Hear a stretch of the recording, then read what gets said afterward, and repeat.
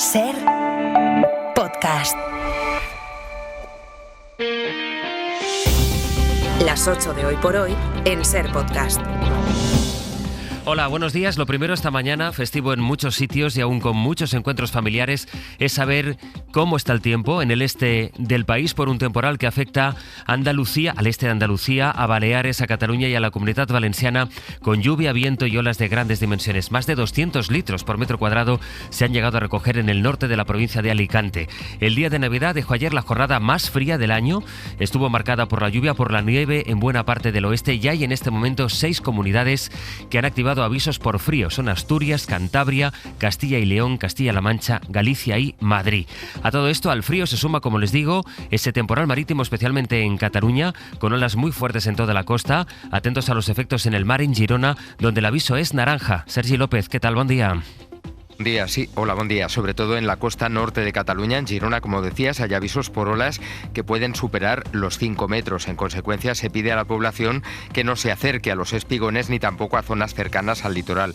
Según los últimos datos de Protección Civil, hasta esta mañana, el teléfono de emergencias 112 ha recibido unas 50 llamadas sobre el temporal de lluvia y oleaje. Los avisos han llegado de la zona litoral de Girona y se trata de inundación de bajos y alguna incidencia de tráfico, pero por suerte, de momento, nada destacado. Lluvia y olas de 5 metros de dimensión en el este del país, frío en el centro y en el norte. ¿Qué dice el pronóstico para hoy y para el fin de semana? Luismi Pérez, buenos días. Buenos días, José Luis. Pues que va a seguir el tiempo muy revuelto y habrá que estar pendientes en esa zona mediterránea, en Cataluña, sobre todo en el interior de Girona, por ejemplo, el río Fluvià y el río Muga.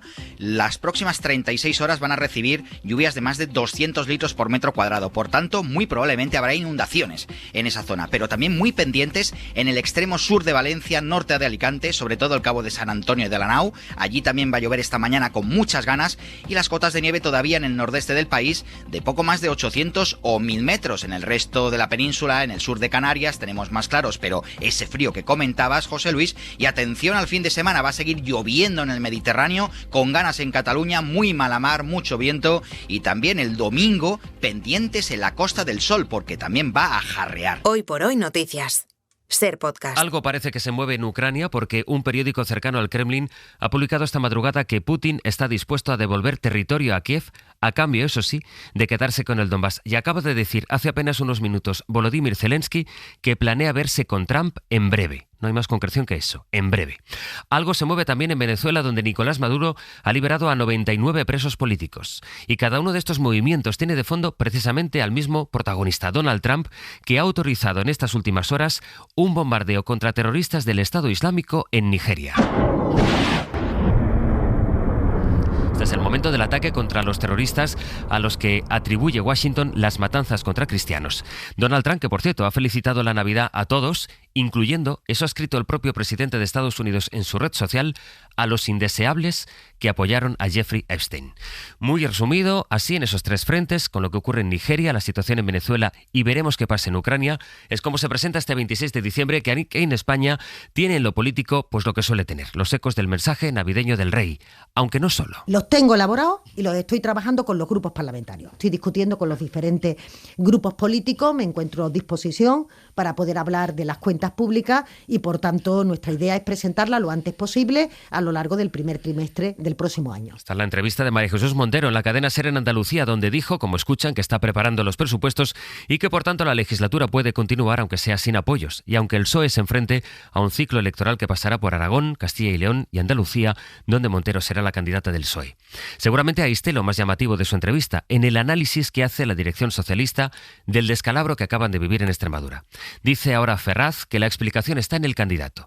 La explicación que da ahora María Jesús Montero es que lo que pasó en Andalucía, en Extremadura, se debe sobre todo a Miguel Ángel Gallardo, no tanto, por tanto, por los casos de corrupción o de acoso o el desgaste del gobierno que pueda explicar esa razón fundamental de su resultado. Han sido unos malos resultados que se explican bien por la situación concreta que se vivía en Extremadura a raíz de la imputación del candidato a la propia Junta de Extremadura, y tomamos nota y haremos también estudios para ver exactamente cómo se ha comportado el electorado, pero quizás lo que más preocupa siempre a la izquierda es la abstención. Los resultados en Extremadura que marcaron la Navidad al PSOE, mientras el PP saca pecho por haber crecido un diputado en esa comunidad, a pesar de que se quedan lejos del objetivo por el que María Guardiola adelantó las elecciones, que es la mayoría absoluta. El PP queda en manos de Vox, que querrá estirar ese foco mientras empiezan las campañas en otras comunidades, justo cuando lo que quiere el PP es quitarse de encima los focos que le son molestos, sean las condiciones que le va a poner Vox o sean los mensajes entre Feijóo y Mazón del Día de la Dana. Por eso los enviaron a la jueza del Día de la Dana en Nochebuena. Miguel Ángel Campos, buenos días. Hola, muy buenos días. Y sobre eso tenemos, Campos, algunas novedades. El PP tenía el acta notarial con los mensajes días antes, pero esperó a enviarlos a la jueza, ya que por tanto se conocieran en un día que hiciera poco ruido mediático, es decir, el 24 de diciembre. Lo que han aportado solo son los mensajes de Mazón a Feijóo, no los de Feijóo a Mazón, y no solo se lee que Mazón escribiera aquello de un puto desastre va a ser esto, Presi, sino que en esos mensajes Campos también le dijo que en aquel momento Mazón pensaba que tenía todos los medios que necesitaba.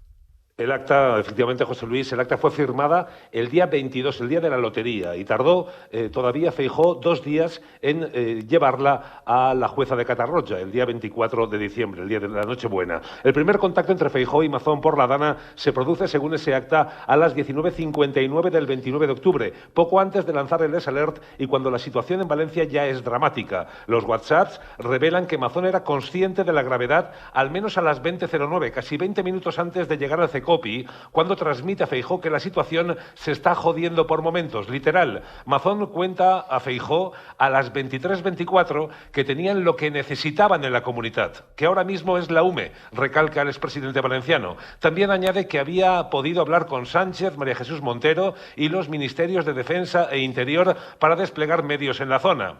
Mazón le dice a Feijóo a las 23:26 que va a haber decenas de muertos. Las comunicaciones cesan 3 minutos después, a las 23:29. Estas comunicaciones entre Feijóo y Mazón son exclusivamente vía WhatsApp, según el acta notarial. El líder nacional del PP dice en el acta que solo hubo una llamada telefónica entre Mazón y Feijóo, una realizada por el expresidente valenciano sobre las 9:30 de la noche, no contestada por Feijóo porque estaba en un acto institucional. El acta notarial se firma el 22 de diciembre. Se le presenta a la jueza el 24, Nochebuena, cuando se consigue poco revuelo mediático. Mazón escribió a Feijóo a las 11:24 que tenía lo que en ese momento se necesitaba, que era la UME. En el abierto ampliamos. Campos, muchas gracias. Hasta luego. Sobre el hecho de enviar a la jueza el día de Nochebuena una parte de la conversación, opinó la presidenta de una de las asociaciones de víctimas, que es Rosa Álvarez. El maltrato hacia las familias de las víctimas no tiene tregua ni el día de Nochebuena. No había otro día para entregar esos mensajes parciales, porque solamente van en una dirección, va a lo que Carlos Mazón le mandó a Feijóo y no los WhatsApp completos. Buscaban, creemos, que no tuviera esa resonancia mediática. Por tanto, les es indiferente el daño que nos pueden causar a las familias en una fecha ya tan dolorosa de por sí para todas nosotras. Las 8 de Hoy por Hoy en Ser Podcast. Los extremismos, los radicalismos y populismos se nutren de esta falta de confianza, de la desinformación, de las desigualdades, del desencanto con el presente y de las dudas sobre cómo abordar el futuro. No basta con recordar que nosotros ya hemos estado ahí, que ese capítulo de la historia ya lo conocemos y que tuvo consecuencias funestas. Nos corresponde a todos preservar la confianza en nuestra convivencia democrática. Este fue uno de los pasajes más comentados del discurso del Rey en Nochebuena, en el que advertía de una inquietante crisis de confianza en las instituciones y apelaba así a la responsabilidad de cada uno, no solo de los partidos, en la convivencia. David Junquera, buenos días. Hola, buenos días. Ayer fue día, David, de reacciones. El PSOE y el PP salieron a ensalzar este mensaje del Rey en contraste con un llamativo silencio de Vox. Sí, es el milagro de todas las Navidades, Sastre. El PP y el PSOE se ponen de acuerdo en algo, en ensalzar las palabras del Rey, aunque cada uno con sus matices. Los populares le echan la culpa del quiebre de la confianza al muro de Sánchez. Nos sentimos plenamente identificados. No queremos un país de muros, ni que el futuro lo decidan extremismos ni populismo. Y a diferencia de Tellado, Narbona recuerda que la convivencia requiere de la implicación de todos, en lo que parece una referencia velada al Partido Popular. Ninguno de estos desafíos puede abordarse con éxito si no existe una implicación de todas las administraciones, de todos los partidos que gobiernan esas administraciones. Todos no han comentado este mensaje real. Vox, antaño entusiasta con todo lo que hiciera la monarquía, este año se ha tomado vacaciones, no ha tenido nada bueno ni malo que decir. Fueron críticos los demás, sobre todo David, la izquierda parlamentaria. El espíritu navideño que brilla por su ausencia entre los socios del gobierno cuando hay que comentar las palabras del rey. A Sumar el discurso le pareció edulcorado y Podemos tiene claro el equipo para el que juega Felipe VI. El rey sigue jugando para los fascistas. La concordia al más puro estilo Campofrío y al más puro estilo de su padre. Era Lucía Muñoz. Como es habitual, los partidos nacionalistas independentistas han criticado las palabras reales y uno de los más duros ha sido este año Oriol Junqueras. Cap d'estat espanyol és un dels pocs caps d'estat d'Europa que fa apologia de la violència i que aplaudeix i anima a apallissar els demòcrates que van a votar. Dice que el jefe del Estado español hace apología de la violencia. Junts, por cierto, llamó a aprovechar el momento de debilidad del Estado español para conseguir lo máximo para Cataluña. En el abierto seguimos. Hasta luego, David. Hasta luego. Hoy por hoy noticias. Ser Podcast. Donald Trump había felicitado la Navidad a todos, incluida la escoria de la izquierda radical, así lo escribió en su red social. Luego ha ido un poco más allá, ha escrito Feliz Navidad a todos, incluyendo a los indeseables que apoyaron a Jeffrey Epstein. Acusa a sus rivales políticos de haber encubierto al magnate pederasta y asegura que cuando salgan los nombres de la lista, todos serán demócratas. Bueno, todo esto dice Trump mientras ha autorizado bombardear campamentos donde se refugian terroristas del Estado Islámico a los que se atribuyen matanzas contra cristianos. Contra cristianos y también contra civiles musulmanes que no acatan su visión fundamentalista.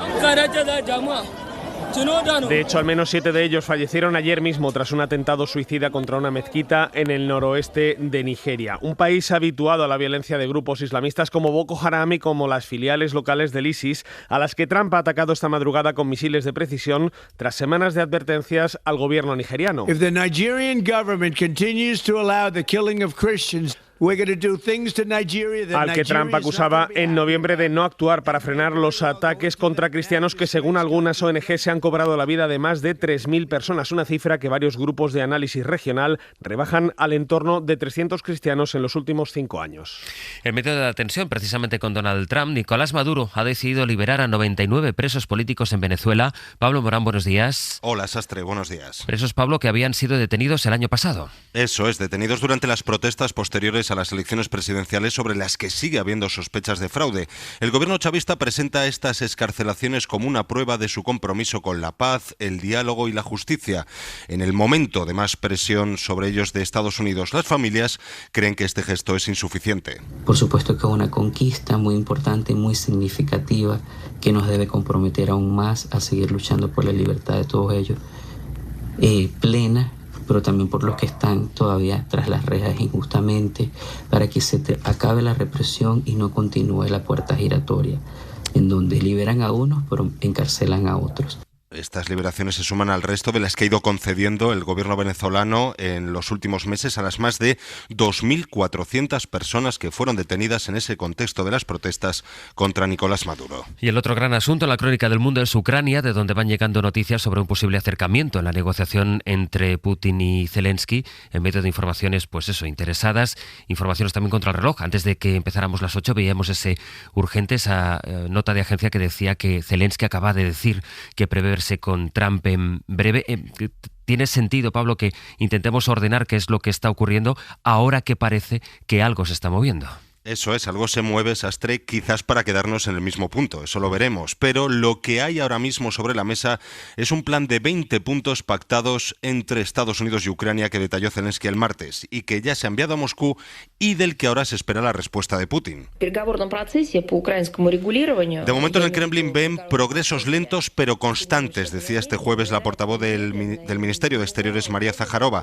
Es una declaración en la que Moscú parece pedir más a pesar de las cesiones de Zelensky en esa propuesta. Las principales, recordemos, la desmilitarización del Donbass, ni tropas ucranianas ni rusas, la convocatoria de elecciones y la renuncia a la OTAN, aunque con garantías de seguridad similares a las de la alianza.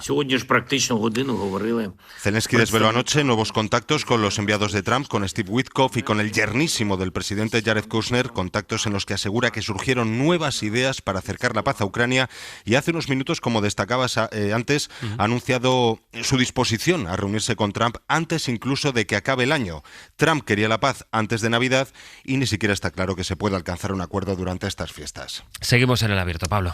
Hasta luego. Entonces. Algo más todavía. Al menos 12 personas murieron ayer, día de Navidad, en el naufragio de un cayuco ante las costas de Senegal. Intentaban llegar a España a través de la ruta canaria. Todavía no hay balance oficial, pero se calcula que en el barco viajaban unas 200 personas migrantes. Hoy por hoy noticias. Ser Podcast. Las Navidades se saldan con 3 muertos por arma blanca en diferentes sucesos que han ocurrido en Madrid entre la Nochebuena y el día de la Navidad. Uno de los fallecidos tenía 17 años. Esther Bazán, buenos días. Buenos días. Una pelea en plena calle en la ciudad de Madrid es el origen de esta agresión mortal, tras la que 2 jóvenes fueron detenidos como presuntos responsables del homicidio. Hay un detenido en otro suceso ocurrido en el sur de la región, en Leganés. El detenido es el hermano de la víctima, presunto autor del apuñalamiento. La policía llegó al domicilio alertada por una fuerte discusión, pero los sanitarios no pudieron hacer nada por revertir la situación de parada cardiorrespiratoria en la que se encontraba el hombre de 54 años. Y se está investigando también la muerte de otro hombre de 63 años en la capital. Tenía una herida por arma blanca y estaba ya fallecido cuando acudió el equipo médico al lugar. Algo más en este caso del ámbito educativo. La universidad pública no solo sufre por la falta de inversión. El Ministerio de Universidades reconoce ahora que el déficit de plazas está provocando cuellos de botella. La mitad de los estudiantes no consigue entrar en la carrera que quiere y la razón es la falta de plazas. Medicina y enfermería son las 2 titulaciones, los 2 grados, con menos plazas para la demanda, el nivel de demanda que tienen. Es una información de Laura Gutiérrez. Sí, por cada plaza para estudiar un grado en la universidad pública hay 2 solicitantes. La mitad se queda fuera de su primera opción porque no hay plazas suficientes. Pasa en todas las ramas de la enseñanza, pero especialmente en la de Ciencias de la Salud, donde la demanda supera en un 458% la oferta. 170.000 estudiantes quisieron entrar el curso pasado en una universidad pública para hacer medicina o enfermería, pero solo había 37.000 plazas. Paco García, secretario general de Universidades. Ahora mismo hay universidades públicas que no pueden aumentar las plazas de titulaciones de alta demanda. Y lo quieren hacer, porque no disponen de los recursos para ello. Y eso se debe, en buena medida, a la infrafinanciación a la que están sometidas por parte de determinadas comunidades autónomas. Preocupa especialmente al Ministerio la alta privatización de la educación superior en la Comunidad de Madrid y las notas de corte tan elevadas para acceder al ámbito sanitario. Un 12,9 en medicina, seguida de veterinaria, un 11,6 y enfermería con 11,5. Son las 3 más elevadas. Para no perderte ningún episodio, síguenos en la aplicación o la web de la SER, Podium Podcast o tu plataforma de audio favorita.